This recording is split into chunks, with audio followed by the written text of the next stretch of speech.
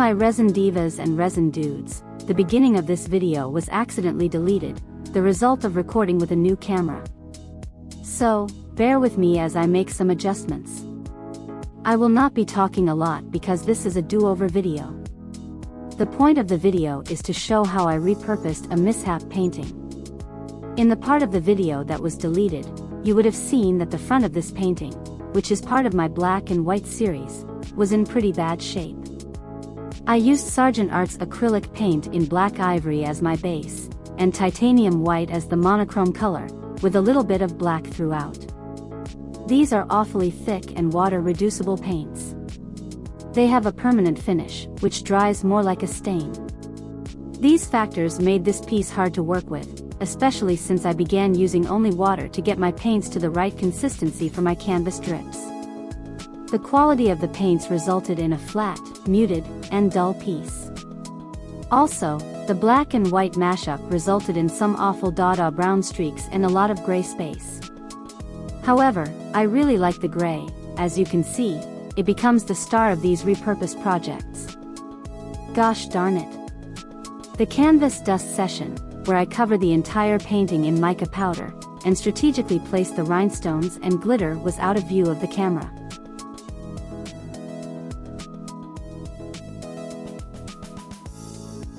Here's another one of those Mishap pieces to compare. I will be working on that one in the next video. This is the result of the repurposed project before it is sealed with a resin top coat. I hate that you cannot see where I actually started from and the process through to the finished piece. It truly was a beautiful journey. Especially how I got those white streaks to pop and how I came to use glitter and rhinestones to enhance the natural flow of the paints in the original. Just look at that detail. The lighting is an injustice. Those cells are popping, popping, popping.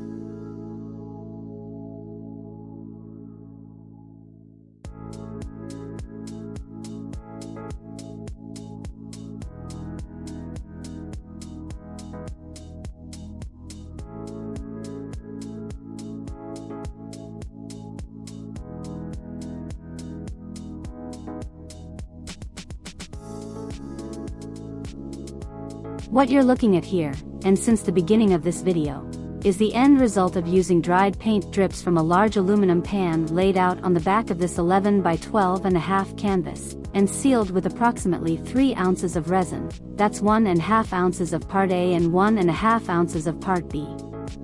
At this time, I only used Total Boats Maker's Epoxy by Jess Crow. Here, I'm just finishing up the back frame with a second coat of black paint. I'm using Gencraft's black acrylic premium paint now. The first coat was Apple Bottoms. Apple Bottom? Skish. Telling my age now. It's Apple Barrel. Apple Barrel's black acrylic paint. Apple Barrel is a quick drying paint with a matte finish. I don't want a matte finish on any part of this painting. I want every part of this repurposed piece to shine, including the back. The lighting is bad in this video. I really have to take note of that in the future. As I said, I'm working with a new camera, which is positioned exactly as the other camera, but I can see that my angles are off and I'm blocking my lighting quite a bit. Again, bear with me.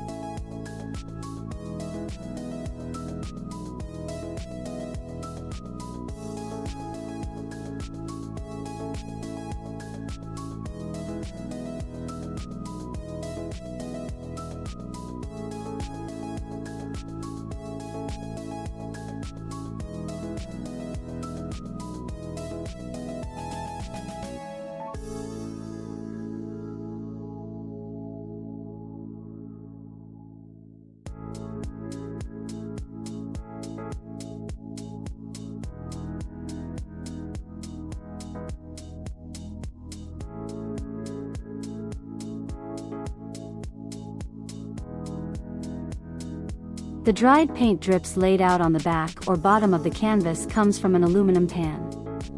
I use the pans to catch runoff paint from my projects and let them fully dry and then peel them off. They do not have to be laid out perfectly.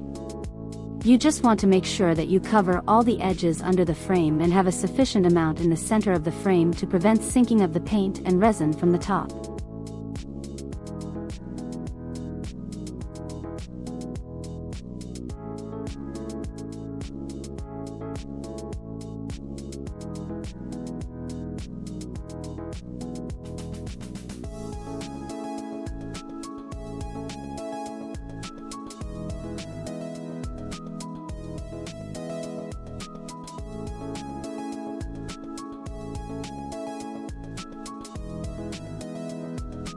The back is now complete.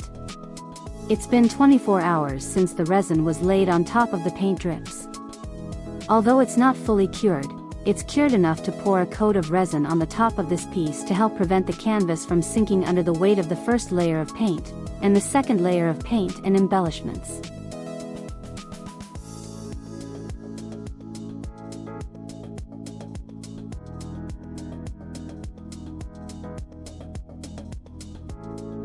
Popping bubbles.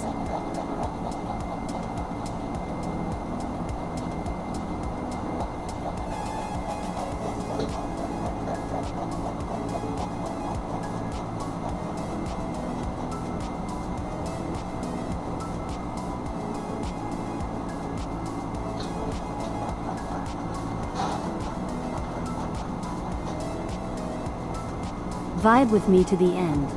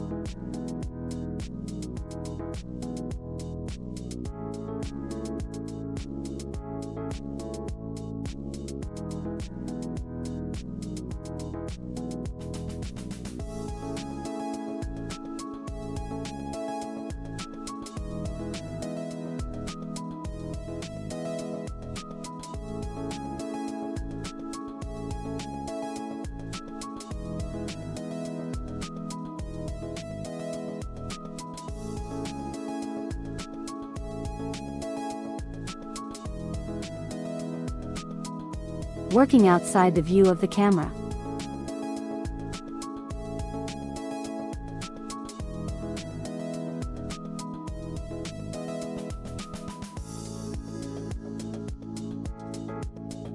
Weighing, mixing, and pouring the resin on this piece was done off camera as well.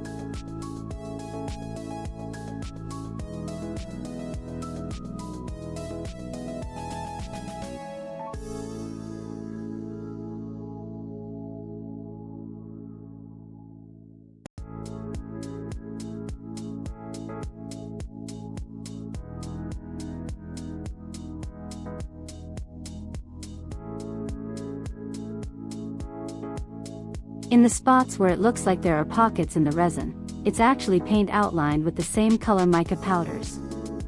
I love the depth this creates.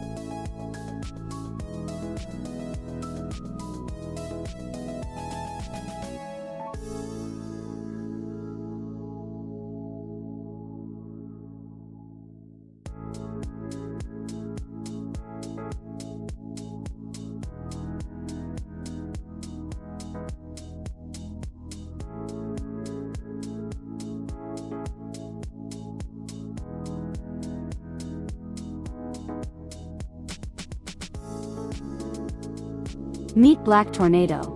I am really happy with the final piece. The lighting is really an ally. The black and white contrast is beautiful, but the gray, remember I said the gray kind of took over because of the quality of the paint, the gray really brings it all together. There's not a lot of glitter and rhinestones, just enough to bring your eyes into the details in the cells and the lacing. Oh, and let's not forget about the glow and the dark glue. There's a little bit of just some Elmer's clear/white glow in the dark glue under the rhinestones and glitter, which gives a hint of a green-blue twinkle in some spots. But when you turn the lights off, those spots look like small meteors shooting through the sky. You really have to see it in the dark. Links for all the products used in this creation is in the bio.